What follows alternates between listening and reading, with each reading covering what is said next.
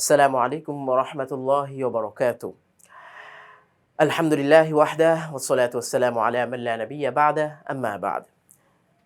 ক্বালা রাসূলুল্লাহি সাল্লাল্লাহু আলাইহি ওয়াসাল্লাম ইকরাউল কুরআন ফাইন্নাহু ইয়াতি বিহি শাফিআন ইয়াওমাল কিয়ামাতি লিআসহাবিহি।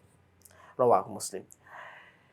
টেকনিক এডুকেশনের পক্ষ থেকে সকল ইলমে দ্বীন পিপাসু বা জ্ঞান পিপাসু ছাত্র ছাত্রীগণ যিনি যে বয়সেরই হোক না কেন সকলকে টেকনিক এডুকেশনের পক্ষ থেকে অভিবাদন জানিয়ে নতুন আরও একটি সূরা নিয়ে উপস্থিত হয়েছি। তো আজকের আমাদের যে সূরাটাই সেই সূরাটি হচ্ছে সূরাতুত তারিক। চমৎকার একটি সূরা। তো এই সূরাটা শুরু করার আগেই উৎসাহমূলক একটি হাদিস কিন্তু আমি আরবিতে বলেছি, তো বাংলাটা একটু বলে দিই। আবু উমামা বাহিলী রাদিয়াল্লাহু তাআলা আনহু থেকে বর্ণিত, রাসূলুল্লাহ সাল্লাল্লাহু আলাইহি ওয়াসাল্লাম বলেন যে তোমরা কোরআন তেলাওয়াত করো, কেননা কোরআনটা কিয়ামতের দিন তার যে সাহেব মানে তার যে অনুধাবনকারী, তার যে অনুসরণকারী, তেলাওয়াতকারী, এদের জন্য সুপারিশের কারণ হবে। সুবহানাল্লাহ। তো এই জন্য আপনি যদি কোরআনের সেই ধারক বাহক হন, কোরআনের অধিকারকে রক্ষা করে চলেন, সেটা বাহ্যিক অর্থে হোক, সেটা আভ্যন্তরীণ হোক। বাহ্যিক বলতে তেলাওয়াত, আর আভ্যন্তরীণ বলতে কোরআনের যে শিক্ষাগুলো সেগুলো আমাদের জীবনে আমি প্র্যাকটিস করছি, চর্চা করছি, তাহলে অবশ্যই সেই কোরআন কিয়ামতের সেই ভয়াবহ বিভীষিকাময় অবস্থায় আল্লাহ তাআলার কাছে আপনার পক্ষে হয়ে সাক্ষী দিবে যে আল্লাহ আপনার কালামকে সে ধারণ বাহন করেছে, তো সুতরাং তাকে ক্ষমা করে দিন, এই যে সুপারিশ করবে এভাবে। তো সেই জন্য বেশি বেশি তেলাওয়াত করা এবং এর অর্থ অনুধাবন করে আমাদের জীবনকে সাজানো, এটা আমাদের কর্তব্য। তো আমরা সূরা তারিক নিয়ে আলোচনা করি। সূরা তারিক এটাও আসলে এমন একটি সূরা যেখানে আল্লাহ তাআলা সৃষ্টি সংক্রান্ত বিষয়গুলো নিয়েই প্রশংসামূলক কথাবার্তা বলা হয়েছে, বিশেষ করে আসমানের বিভিন্ন, মহাকাশের বিভিন্ন, আপনার আন-নাজমুস সাকিব যেটাকে বলা হয়, হ্যাঁ, বিভিন্ন তারকারাজি নিয়ে আলোচনা করা হয়েছে। তো নির্দিষ্টভাবে কোনো প্রেক্ষাপটকে কেন্দ্র করে নয়, আল্লাহ তাআলার কুদরত নিয়ে আলোচনা করা হয়েছে। তো আমরা সূরাটা তিলাওয়াত করি। সূরাতুত তারিক। সূরাটা মক্কায় অবতীর্ণ এবং সূরাটা আয়াত সংখ্যা কত? 17। এরপরে রুকু সংখ্যা একটি, যেহেতু অত লম্বা সূরা না সেজন্য একটি রুকু দিয়েই শেষ করা যাচ্ছে। বিসমিল্লাহির রহমানির রহিম। ওয়াস সামাই ওয়াত তারিক। ওয়াস সামাই ওয়াত তারিক। শেষে কিন্তু অবশ্যই কলকলা হরফ। সামা এর মধ্যে 4 আলিফ টান। ওয়ামা আদরাকা মাত তারিক। ওয়ামা আদরাকা মাত তারিক। ত মোটা, রিক, তারিক। তো কেউ যদি মিলিয়ে পড়তে চায় তারিকুন আয়াতটা মিলিয়ে পড়বে, আর নয়তো আমরা যেহেতু ওয়াকফ করেছি আমরা আলাদা পড়ি। আন-নাজমুস সাকিব। আন-নাজমুস সাকিব। ইন কুল্লু নাফসিন লাম্মা।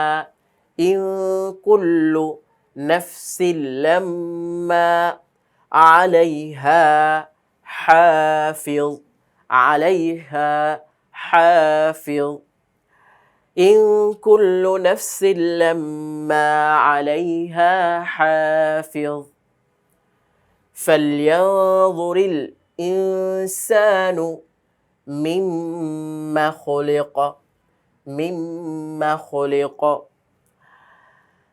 তো মিমে তাজদীদ হলে গুন্না হয়, আমরা এখানে ওয়াজিব গুন্না করব। ফালইয়ানজুরিল ইনসানু মিম্মা খুলিক। খুলিক মিন মাইন দাফিক। খুলিক মিন মাইন দাফিক। ইয়াখরুজু, তো এখানে ইয়ার উপরে তাজদীদ রয়েছে, মিলিয়ে পড়লে তাজদীদ হবে, তা না হলে আমরা তাজদীদটাকে বাদ দিব। ইয়াখরুজু মিন বাইনিস সুলবি। মিন বাইনিস সুলবি ওয়াত তারাইব। আবার একসাথে পড়ি আমরা। ইয়াখরুজু মিন বাইনিস সুলবি ওয়াত তারাইব। ইন্নাহু আলা রাজইহি লাকাদির, ইন্নাহু আলা রাজইহি লাকাদির। ইয়াউমা তুবলাস সারাইর, রগুলো চিকন হবে, যেহেতু সাকিন র সাকিন তার ডানে আমরা জের পাচ্ছি, ওয়াকফের কারণে রগুলো সাকিন হবে আর তার ডানে আছে জের, সেজন্য রগুলো চিকন হবে। ইয়াউমা তুবলাস সারাইর ফামা লাহু মিন কুওয়াতিন, এদিকে ইখফার গুন্না নুন সাকিনের, এদিকে আবার ইদগামের গুন্না, ইদগামে বা গুন্না। মিন কুওয়াতিন ওয়ালা নাসির, ওয়ালা নাসির ফামা লাহু মিন কুওয়াতিন ওয়ালা নাসির। ওয়াসসামাই যাতির রাজা, রাজা আইনের একটা চাপ হবে। ওয়াসসামাই যাতির রাজা, কেউ যদি এখন মিলিয়ে পড়তে চায় তাহলে তার জন্য আরো স্পষ্ট হয়ে গেল, সহজ হবে। ওয়াসসামাই যাতির রাজ'i ওয়াল আরদি যাতিস সাদা, কিন্তু এখানেও একই কথা, পরের আয়াতেও কিন্তু আইন রয়েছে, সেজন্য ওয়াকফ করে আমরা পড়লেই হয়তোবা সবচেয়ে সুন্দর হয়। তাহলে ওয়াল আরদি যাতিস সাদা, সাদা একদিকে জজম, পরবর্তীতে আইনের উপরে ওয়াকফ থাকার কারণে, ওয়াকফের কারণে সাকিন চলে আসবে, গলার মধ্যে একটু চাপবো আমরা। সাদা। ইন্নাহু লাকাউলুন ফাসল, ফাসল শেষের লামটা কি হবে, যেহেতু আগে জজম, লামের উপরে ওয়াকফের কারণে জজম, ফাসল লামের মাখরাজ যেটা জিহ্বার আগাটা উপরে তালুর সঙ্গে গিয়ে লাগবে, এইভাবে লেগে যাবে, ফাসল। আচ্ছা, ওয়ামা হুয়া বিল হাজল, ওয়ামা হুয়া বিল হাজল আলাদা পড়ার কারণে আমরা তারজিদটাকে বাদ দিলাম। ইন্নাহুম ইয়াকিদুনা কাইদা, ইন্নাহুম ইয়াকিদুনা কাইদা, খুব খেয়াল রাখবো কোথায় মাদ রয়েছে, তথা একালিফ টান মাদ যদি কোথাও ভুল হয় তাহলে কিন্তু পুরো একটা হরফ বাদ পড়ে যাবে। আমি কথার কথা বুঝাই। কি দুন, এখানে কাফিয়াজের কি, জেরের বাম পাশে জজমালা ইয়া, দুন দালের উপরে পেশ, পেশের বাম পাশে জজমালা ওয়াও। কেউ যদি এখানে ইয়াকি ইয়াকি ইয়াকিদুনা, ইয়াকিদুনা ইয়া বাদ দিয়ে দিল, তাহলে সে টান দিল না, ইয়াটা বাদ পড়ে গেল, অথবা ইয়াকিদুনা পড়লো, তাহলে ওয়াওটা পড়ে যাবে। তাহলে একটা শব্দ থেকে যদি একটা হরফ পড়ে যায় পুরো শব্দটার অর্থ কিন্তু চেঞ্জ হয়ে যাবে, এটা একটা মারাত্মক ভুল। সেজন্য টানের ক্ষেত্রে, মাদ এর ক্ষেত্রে অবশ্যই সজাগ দৃষ্টি রাখতে হবে আমাদের।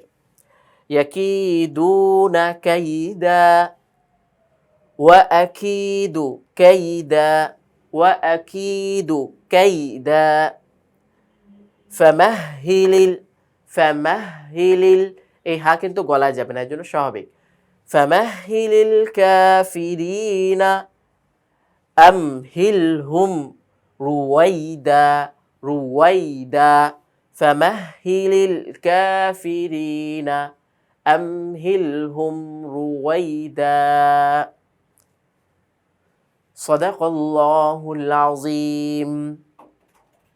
এই পর্যন্ত আমাদের সূরাতুত তারিকের আলোচনা হলো, আশা করি স্পষ্টভাবে বুঝে এসেছে।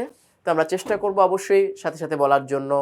আল্লাহ তাআলা সকলে সহায় হোক, কোরআন শিক্ষাটাকে সবার জন্য সহজ রূপে আল্লাহ তাআলা উপস্থাপন করুক, যদিও করেছেন, আমাদের ব্যক্তিগতভাবে যেন সহজ করেন, এই কামনা ব্যক্ত করে এখানেই শেষ করছি। আসসালামু আলাইকুম ওয়া রাহমাতুল্লাহি ওয়া বারাকাতুহু।